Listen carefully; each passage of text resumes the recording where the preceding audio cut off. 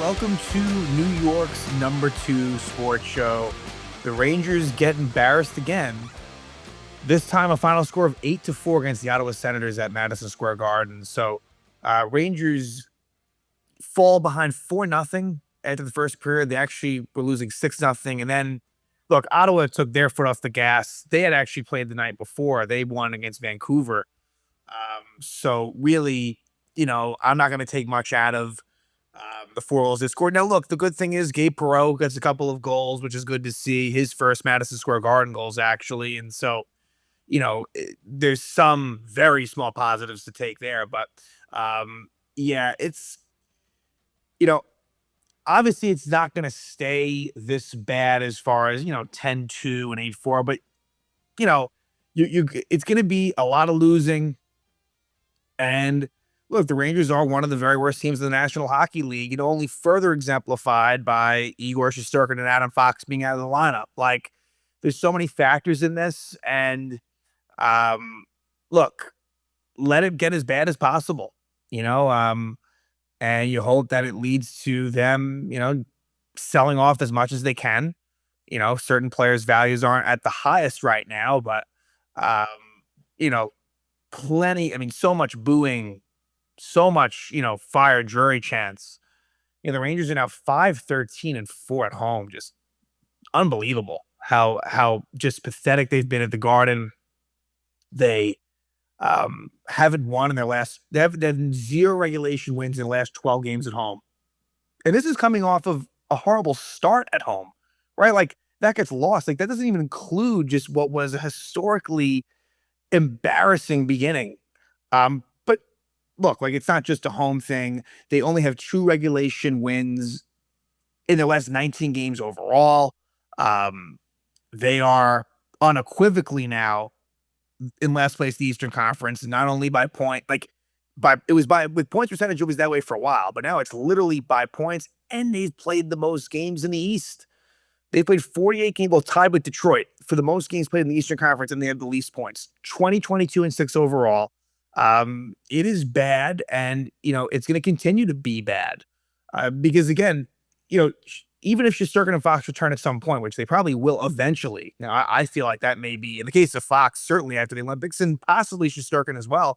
But then by then, if you're smart, you're trading away players, and so I don't really see a point where it's ever going to, be a situation where they're going to be winning a whole hell of a lot. And honestly, better off they lose.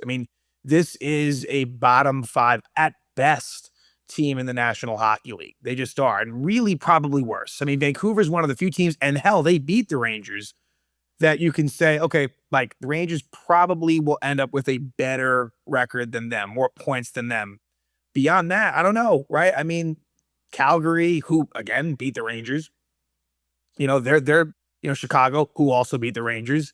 Like, there's certain teams that the Rangers will be shocking for, but yeah, like, I think as far as Eastern Conference is concerned, the Rangers are going to be last place, and I think by a long shot.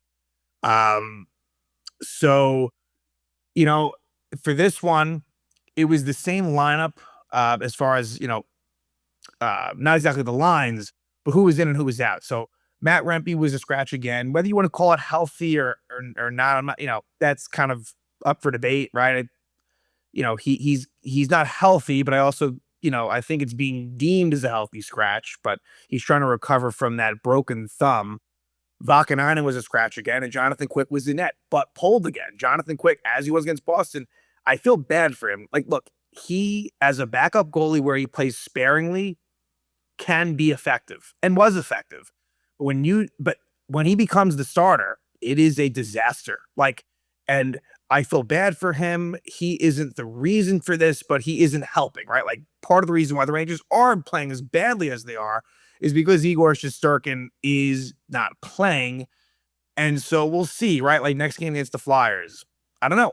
Like, will it be Jonathan Quick? Will it be Spencer Martin, who isn't very good? Could they call up Dylan Garand for him to make his NHL debut? I think all things are on the table.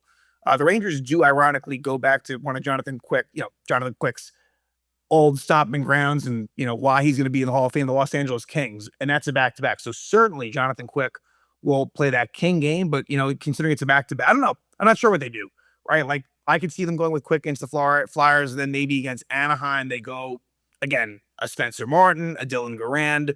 All of it feels fairly trivial, but in the sense of us still trying to stick with the ins and outs and, who's in and who's out. Like, I think at this point, anything is on the table goalie wise. The one thing I can say with certainty is that you'll see Quick against the Kings, but it does have like a Marty Biron feeling to it, where Biron gave up that 4-goal game to Tomas Hertl versus the Sharks, and then like he was done, he retired, like that was it. And I don't think Quick goes out like that, but I feel bad that his career, where it was a great start, he hasn't won. Like, I think it's a very long consecutive streak where Jonathan Quick has not been able to get a win. It's got to be tough for him as a very competitive guy and who was hoping for something better, and the team in front of him has just absolutely collapsed. The lines started out a little bit different, where Lafreniere was playing with Perrin Zibanejad. Cooley was with Miller and Trocheck, and then Perreault was with Cooley. Sorry, Perreault was with Offman and Laba, but that ended up changing. I want to say, in the middle of the first. I think maybe after they went down. I'm trying to remember when the changes were made, whether it had happened going into this. I think these were changes that were made they were made in the first. I want to say after it was 2-0 was when they got switched up. And what ends up being is Perreault ends up playing with Miller and Zibanejad, and which actually did have goal success. I'm not going to say overall success, but goal success, certainly. They went back to the Panarin, Trocheck, Lafreniere line, and then it was Cooley who ended up playing with Laba and Othman. That was what it ended up being. So again, and the fourth line was the same, where Carrick centering Brodzinski and Radish. So we'll see. I think, it's one of those things, where they may stick with that. I wouldn't be surprised if they do, right? Because again, especially with Perreault scoring a couple of goals, but it's all just sort of, like, it almost feels a little bit foolish talking about the ins and outs, but there's so much season to go. And some of these things do matter a little bit, obviously, for, players that will be here moving forward. So just wanted to say that. Again, wanted to mention that the forward lines, not only were they different from the start than they were at the end of the last game, but then they got switched again. And again, it's kind of, Mike Sullivan is just kind of, going blender style at this point and just seeing what he can find that works. But he's doesn't have answers. And it's just been a train wreck disaster all the way around, top down, honestly. And really, I think it's more of a Drury thing, right? I'm not overly critical of Sullivan, but hey, not great on the leadership. Again, the Rangers wouldn't be good anyway, but to lose this way, and let's just talk about this real quick, because look, a lot of these conversations are going to be more big picture. We'll discuss the game, what happened, but as far as post game quotes, and some of that you take with a grain of salt, but I mean, JT Miller and to a lesser extent Vincent Trocheck, they have become for me like two of my very least favorite players on the team, right? Lafreniere is like low hanging fruit, and I think that we all kind of know. Lafreniere is, essentially a bust. We can debate the degrees of it, right? And all of that. But, Miller, like naming him captain, just, I didn't agree with it. Like I was hopeful it would work out. I wanted it to work, but you look back on it, especially again, just the trading for him in the first place and some of his, comments, and you can tell he's frustrated. And for a while he was saying all the right things, but now you can see, like, and I just wonder when the thing kind of blows up. And it's and with Miller and Trocheck, it's the play on the ice, and they're supposed to be on the Olympic team, the USA team, for being the sort of team two-way, like responsible players. That's not happening at all. Trocheck takes a bad penalty, took 2 of them. I've been saying it all year. I've been saying it for actually years. The ironic thing is they went from Strome to Trocheck, and look, I like Trocheck a lot more than Strome as players overall. But players that take just needless penalties. Trocheck does it all the time.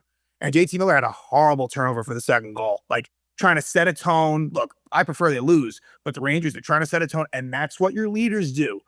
And then after the game, look, like, Trocheck's comments I typically don't mind as much. It's more Miller, but they've now been associated.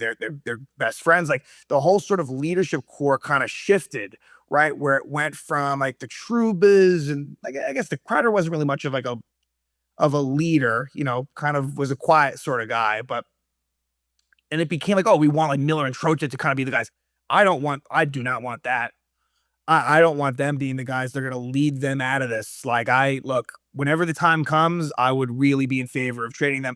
I think with Vincent Trocheck, the value is maybe at its highest now. Like, I don't think they're going to be able to make it work in season, but I don't know, maybe in the off season, you really need to, it's something I think that needs to be strongly considered.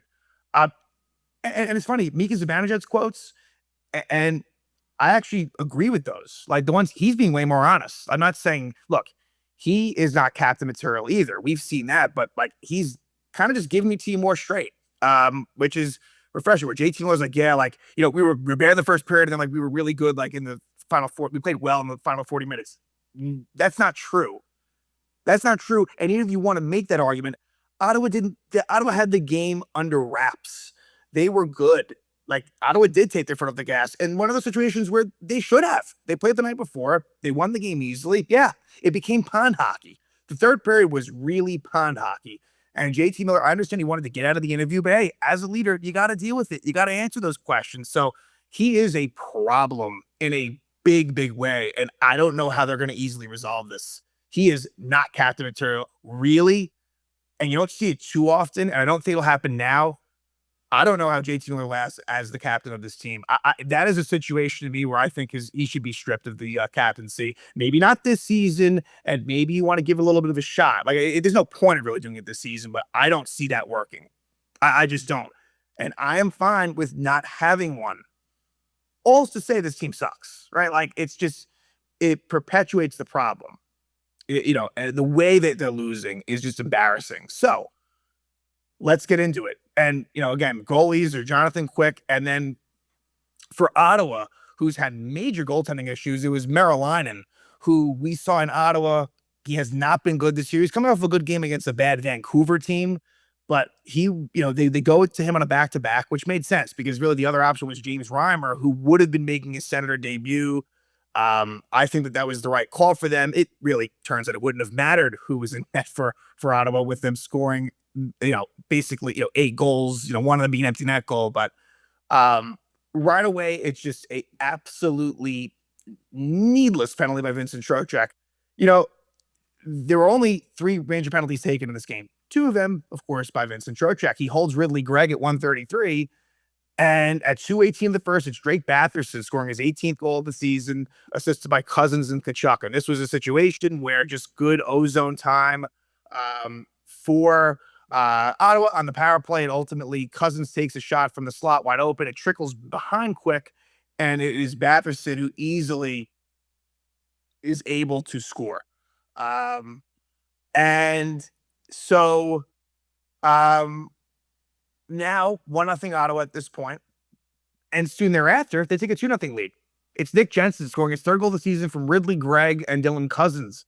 So a 2-0 lead less than 5 minutes in, and a bad play by JT Miller as he turns the puck over, and it just leads to chaos in the Rangers' end, and to the point where it's a point shot by Jensen off of the skate of Braden Schneider and in. Braden Schneider has been an absolute disaster, and Vlad Gavrikov's game has gotten way, way worse. Not being with Fox, and now playing with Schneider. Again, you see the value of Adam Fox when he's out of the lineup.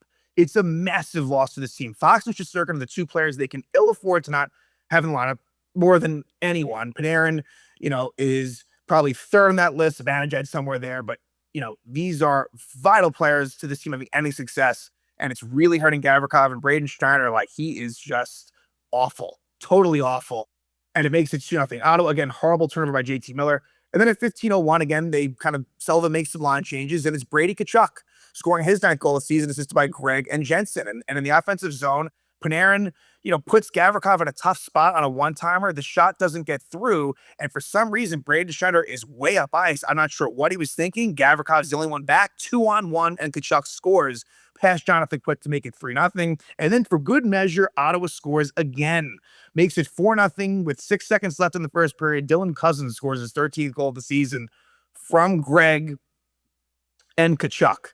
And this was one where, Panarin was, I think there was the middle of a line change. Panarin was like looking to, go up ice. I don't know why. Again, that's just the defensive deficiencies with Artemi Panarin, which didn't help things there. And it ends up being just kind of an easy situation for Dylan Cousins to have room. Again, after a cycle play where Tkachuk retrieves the puck, finds Ridley Gregg, and a back pass to Cousins, who scores. It's 4-0 Ottawa. Again, fire Drury chants, booing all over the place. We go to the second period, not a whole lot better, as Ottawa makes it 5-0 at 5:57 of the second. Jake Sanderson, his 9th goal of the season from Zub and Cousins. What didn't help here was Carson Soucy had blocked a shot, so he was down and not really doing anything helpful. Luckily, Soucy finished the game, and for me, as someone who's hoping to trade Carson Soucy, you definitely don't want him getting hurt. That'd be a disaster. But he ended up finishing the game. But it ends up being a situation where it was, I think, mostly the fourth line that had been on at this point on a line change. And Jake Sanderson from this point scores past Quick to make it 5-0. And then at 12:23, Tomas Chabot scores his 5th goal of the season from Cousins and David Perron. And this was one where I think it was another shot from up top. And goes past Jonathan Quick to make it 6-0. That was the Laba line that was on there, and Jonathan Quick's game is over. So he allows 6 against Boston, pulled, allows 6 against Ottawa, pulled, with the Seattle game in between.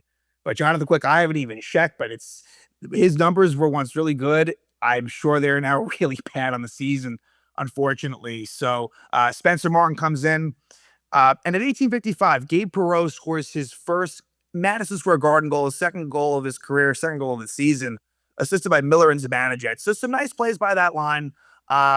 More so kind of on the rush, these plays, and some nifty passing, and just a nice job by Perreault to score backhand, 5-hole for the goal. You can see the talent, and not many players in this team can do what he did there, because they can be in that position, but they'll just shoot it right into the chest, right into the pads. But Perreault is able to just niftily score, makes it 6-1 going to the third. Vincent Trocheck at the end of the period takes a high sticking penalty at Thomas Chabot. Of course, he was complaining about it because that's just what he does, even though it was the correct call. And then the Rangers kill it off. Third period, Gabe Perreault scores again. 2nd goal of the game, 3rd goal of the season from Zibanejad and Miller, 5:26. And a nice pass by Zibanejad. As Miller made a nice pass to Perreault on the first goal, Zibanejad makes a nice pass to Perreault on this one, and another backhand goal. So again, showing some patience, showing some creativity, and it makes it 6-2. So look, hey, may as well roll with the Zibanejad Miller Perreault line next game. Absolutely. If it's going to show any bit of success like it did there. Then at 8:20, Ottawa scores. David Perron scores his 9th goal of the season unassisted. A turnover by Sam Carrick behind the net leads to Perron getting the goal and stuffing it past Spencer Martin. Not a good goal allowed by Spencer Martin, but it was the only goal that Spencer Martin did give up in relief of Quick. 7-2 at this point. Then you get a David Perron interference penalty at 8:55. He interferes with Brennan Hoffman, and the second unit would score. Noah Laba gets his 6th goal of the season, assisted by Lafreniere and Scott Morrow. It was a shot by Lafreniere that was tipped in front by Noah Laba to make it 7-3. And then actually Lafreniere does score a goal there. So a goal and assist for Lafreniere in the third. It's Lafreniere's 10th goal, assisted by Panarin and Soucy. Just kind of a pretty simple wrist shot by Lafreniere. Again, Muralainen, not exactly the greatest goalie. And, at this point, again, Ottawa kind of took their foot off the gas. Makes it 7-4. Rangers kind of funny enough, they pull the goalie. Now, at 15:58, Laba, so right after the Lafreniere goal, Laba actually gets a high sticking penalty. Rangers kill it off. They pull the goalie down by 3. And Ottawa, of course, because the Rangers do this all the time, they allow an internet goal. Ottawa makes it 8-4. Tim Stützle gets his 20th goal of the season, assisted by Tkachuk and Sanderson, to give Ottawa the 8-4 win. Brady Tkachuk, who it'd be great if he somehow became a future Ranger. That would be a guy that's, worth giving up major assets for if he ever shook loose.